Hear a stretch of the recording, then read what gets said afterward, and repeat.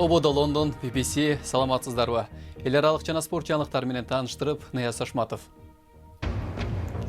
Палестиналык согушкерлери менен ок атышпоо келишими жарыяланганына бир нече саат өткөндөн кийин Газа тилкесинен Израилге дагы ракеталар атылды.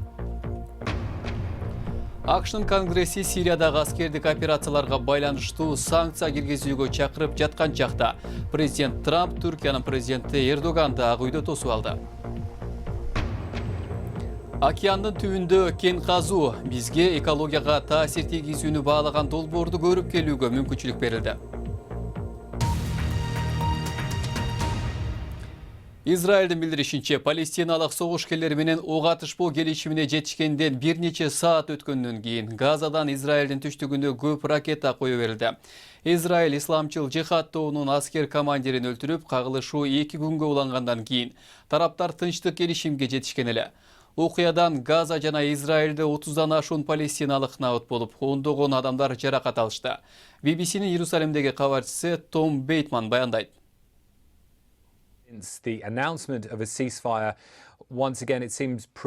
Ок атышпоо келишими жарыялангандан кийин дароо эле макулдашуу канчага созулат деген суроолор пайда болду. Себеби бир нече сааттан кийин эле Газага жакын Израилдин түштүк тарабында сиреналар угулду. Газадан Израилди көздөй 5 ракета атылды. Учурда Израилдин армиясы анын экөөсү атылып түшүрүлгөнүн билдирди. Окуядан кийин жабыр тарткандар тууралуу кабар түшө элек. Албетте, соңку 48 сааттын ичинде жүргөн кармаштын масштабына салыштырмалуу ракеталар азыраак атылды. Израилдин аба соккулары дагы токтоду. Бул ок атышпоо боюнча мунаса табылгандан кийин болду. Келишим күчүнө кире электе Газа аймагынын борборунда Израилдин учактары имаратты бутак алган. Палестинанын саламаттыкты сактоо министрлиги бир үй бүлөнүн 8 мүчөсү, анын ичинде 5 жаш бала курман болгонун кабарлады. Израиль Палестинадагы куралчан топтун ракета учурган жайын бутак алганын билдирди. Израиль палестиналык топтор жеке үйлөрдү курал сактоочу жай катары колдонуп жатат деп айыпташууда. Шаршемби күнү импичмент боюнча коомдук угуу өтүп жатканда президент Трамп ак үйдө Түркиянын президенти Эрдоганды кабыл алды. Түрк лидери өткөн айда Сирияда Американын көптөн берки шериктеши күрттөргө каршы аскердик операцияларын баштагандан бери эки президент биринчи жолу жолукту. Андан бери Түркия Орусиядан көбүрөөк аскердик каражаттарды сатып алууну көздөп жатканы да белгилүү болду.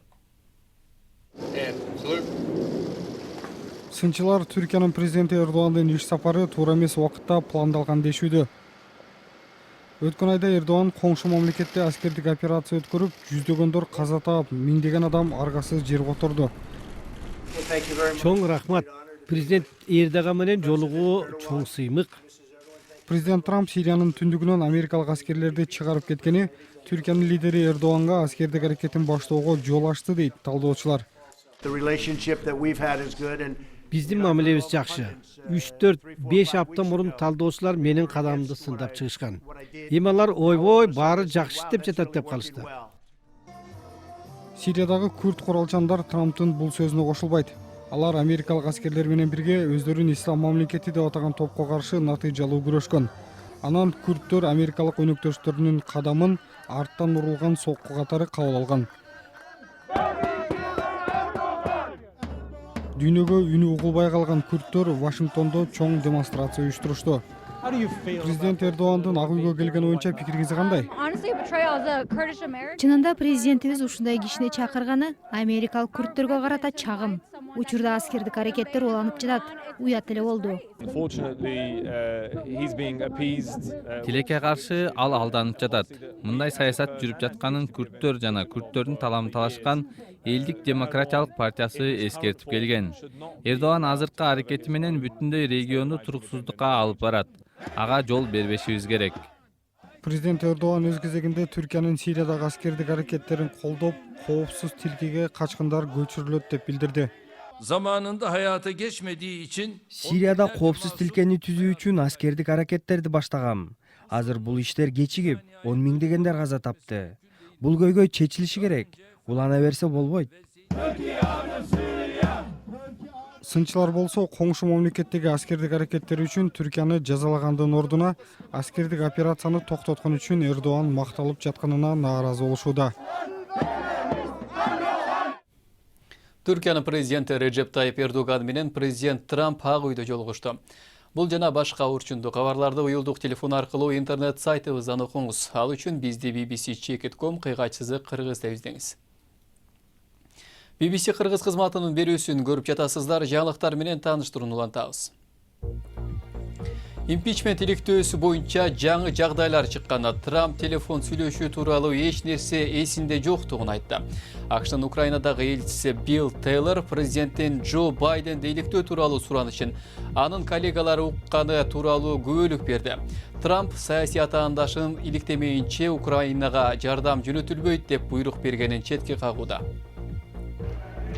Боливия жаңы президенттин милдетин аткаруучу Жанин Аньестин айынан мурунку лидердин колдоочулары менен полиция ортосундагы кагылышуулардан бир адам көз жумду.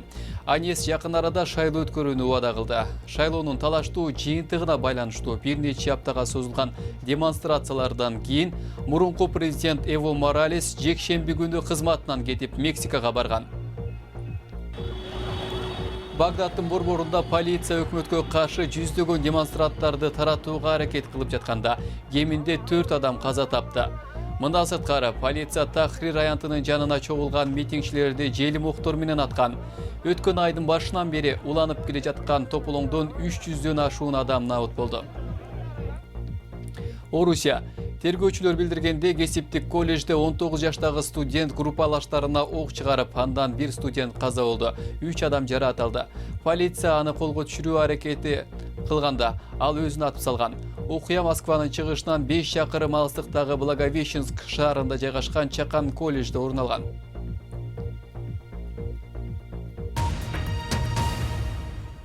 Венецияда суу дүккөндөрдү, үйлөрдү жана тарыхый жайларды каптап, андан кеминде 2 адам көз жумду.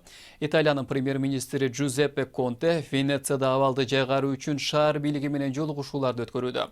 Өкмөт зыянга учураган тургундарга жана ишкерлерге каражат бөлүп берүү үчүн бүгүн аймакта өзгөчө кырдаал жарыялайт деп күтүлүүдө. Венецияга таң атып жатканда сирена дагы башка суу каптоону эскертүүдө. Бул абал жакшыраардан мурда начарлап кетиши мүмкүн деген белги. Өткөн түнү ыйык Марк аянтында суу бир аз гана жааганы менен шаарда курулуп бүтө элек дамбанын айынан кайрадан суу каптады. Суунун деңгээли соңку 50 жылдан бери болуп көрбөгөндөй деңгээлге көтөрүлүп, 187 сантиметрге чейин жетти. Көчөлөр каналдарга айланып, базиликанын астындагы 12 кылымдагы криптаны суу каптады. Ал эми Венециядагы соодагерлер чыгашасын эсептөө менен убара. Лагуна шаары корголушу керек. 2003 жылы 78 дарбазанын ири шакекчеси жана дамбанын курулушу башталып, коррупциялык иштерге байланыштуу кечиктирилип бүтө элек. Өткөн түнү Италиянын премьер-министри Джузеппе Конте курулуш аягына чыгышы керектигин айтты. Биз курулушка көп акча короттук. Ал боюнча көптөгөн каршылыктар, жаңжалдар болгон. Биз эмне кылышыбыз керек? Элдин кызыкчылыгын жана коркунучта турган бардык нерселерди эске алганда бир гана чечим: курулушту тез жана натыйжалуу жол менен бүтүрүшүбүз керек. Шаардын 80% суу астында калды. Венецияда 50 000 тургун жашаганы менен аймакка жыл сайын 36 миллион саякатчы келип турат. Дүйнөдөгү атактуу шаар чөгүп баратат. Балким ага аеосуз климаттын өзгөрүүсү таасирин тийгизип жаткандыр. Парник газдарын азайтуу максатында электр унааларына суроо талап өсүүдө. Бирок ал нерсе батареяларга керек болчу негизги зат кобальтты алуу үчүн океандын түбүнөн жаңы кендерди ачууга алып барат. Экологдор океандын түбүнөн кен казуунун залакасы түбөлүктүү болуп калат деп коркууда. Ошондуктан Испаниянын жээгинде анын кесепетин изилдөө иштери жүрүүдө. Малага шаарынын жээгинде эксперимент жүргүзүү үчүн таң калыштуу машинаны суунун астына түшүрүүдө. Аны океандын түбүндө жаңы жана карама каршылык жараткан кенди казуу үчүн сынап көрүшөт. Машинадагы камера деңиздин түбүндө жылып жүрүүсүнө байкоо салат. Анын жолунда жумшак коралл рифи турат. Экскавация учурунда суунун түбүндөгү таштар казылат жана анын кесепеттери кандай болоорун эч ким билбейт. Долбоорду Испаниянын изилдөө кемеси жүргүзүүдө. Аларды евробилимдик маанилүү металлдардын жаңы булагын табуу үчүн каржылап жатат. Бул долбоор технология өнүгүп, деңиздин астынан дагы кен казуу мүмкүн экенин көрсөтүүдө. Ошол учурда океандын түбүндөгү жашоого канчалык олуттуу таасир этерин толук билбей туруп, кен казуу туура кадам болобу деген дагы суроо жаралат. Деңиздин түбүндө суу алдында мурда кен казылып көрүлгөн эмес. Машина алдынан чыккан баардык нерсе талкаланып чаң чыгат. Андан деңиздеги өсүмдүктөр жана жада калса ыраакта жүргөн жандыктар дагы тумчугушу мүмкүн. Сабина Халбом эксперименттин таасирин изилдеген окумуштуулардын бири. Ал Тынч океанында чыныгы кен казуу башталса эмне болорун көрүүдө. Адатта Тынч океандын 4-5 чакырым тереңинде темир тезек өтө сейрек кездешет.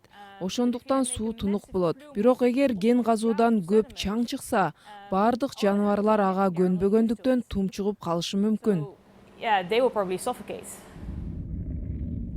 Ошондой болсо да кен казууну баштоого кысым күчөөдө. Мындай миллиарддаган таштарды казып алуу көздөлүп жатат. Анткени алар укмуштуу зарыл металлдар, өзгөчө кобальт. Ал батарея жасоодо керектелет. Демек электр унааларынын көбөйүшү менен кобальтка суроо талап өсөт. Кен иштеткен компаниялар мындай зат океандын түбүндө болоорун айтып жатышат. Эгер бат өзгөрүү жасагыңыз келсе, анда кобальт керек. Көп кобальт зарыл. Эгер көп батарея жасагыңыз келсе, анда ал үчүн ресурстар керек болот. Ал болсо океандын түбүндө. Демек, эгер кен казуу уланса, анын зыянын чектесе болобу? Биз деңиз түбүнө түшүүгө даярдык көрүлүп жаткан жаңы доордун босогосундабыз. Деңиздин астындагы ландшафт жана андагы жашоону өзгөрө баштайт. Ошол керекпи? Андан кийин биз казуу иштери зарылбы, жокпу эске алышыбыз керек. Бул сыноо иретинде жасалган каражат. Чыныгы казууда колдонулчу машина мындан 10 эсе чоңураак болот. Деңиз астында ондогон кен чыккан жерлерди казуу пландалууда. Бул ошол көрүнүштөн алдын ала бир көз ирмем. Эми спорт жаңылыктарына кайрылсак, бүгүн Бишкектеги Дөлөн Өмүрзаков атындагы стадиондо Кыргызстан менен Жапония курама командалары беттешип, оюн 0-2 эсебинде Жапониянын пайдасы менен аяктады. Беттеш 2022 жылы Катарда өтө турган футбол боюнча дүйнө чемпионатынын тандоо оюндарынын алкагында өттү. Оюндун биринчи бөлүгүндө жапондор 11 метрлик айып соккусун тээп эсеп санын ачкан. Экинчи бөлүктө болсо жапон футболчусу Генки Харагучи экинчи голду киргизип, Жапония жеңишке жетти. Манчестер Ситинин чабуулчусу Бернарди Силва бир оюндан четтетилип, $60 000 айып пул салынды. Ага анын командалашы тууралуу комментарий себеп болгон. Ал Бенджамин Пенли Испанияда жана Португалияда белгилүү конгутоз шоколадынын пакетиндеги каарманга салыштырган. Футбол ассоциациясы анын билдирүүсү расистик маанайды көздөбөй турганын, бирок башка адамдарды капагыларын айткан. Манчестер Сити болсо айып салуу адилетсиз болгонун билдирди. Златан Ибрагимович 2 сезон Лос-Анджелес Galaxy командасында ойноп кайра жанданганын айтты. Футболчу жогорку лигадан кетерин тастыктаган. 38 жаштагы мурунку швециялык чабуулчу 2018 жылы мартта Лос-Анджелес Galaxy командасына кошулуп, 53 беттеш өткөрүп, анын 52-синде гол киргизген. Ибрагимович Миланга өтүүдө. Берүүбүздүн аягында дүйнө жүзүнөн келген миңдеген саякатчылар Азиядагы ири төө көргөзмөсүн көрүү үчүн Индиянын Раджастхан штатында чогулушту. Жыл сайын өтүүчү көргөзмө соодагерлерди да өзүнө тартат. Бирок саякатчылар төө жарыштарын ыр бийлерде көрүшөт жана чет элдиктер менен жергиликтүүлөр ортосунда аркан тартышуу оюну да өтөт экен.